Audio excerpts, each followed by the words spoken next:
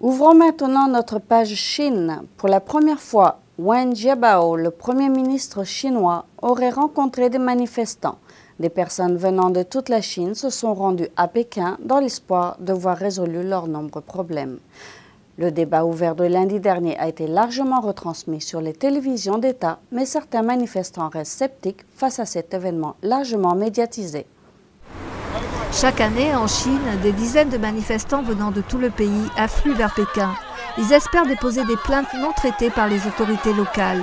Leur envoi pur et simple ou la détention illégale de nombreux manifestants constitue un problème social croissant.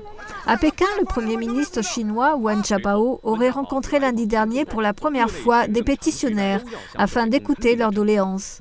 Mais l'événement hautement médiatisé suscite déjà des doutes. Il n'y avait que 8 personnes dans le bureau des pétitions. Lorsque j'y allais, il y avait toujours de longues files, de centaines de personnes.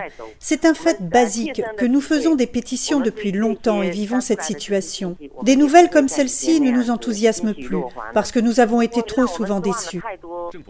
La télévision publique a largement diffusé la visite de Wen au bureau d'État chargé des lettres de plainte et des appels.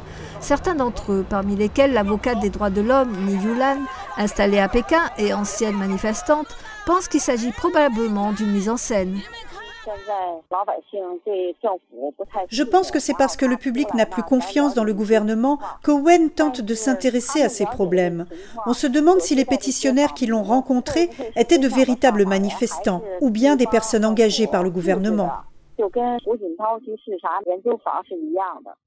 L'activiste pékinoise Zhu Li approuve. Elle a expliqué à Associated Press n'avoir jamais entendu parler des 2 pétitionnaires cités dans les reportages.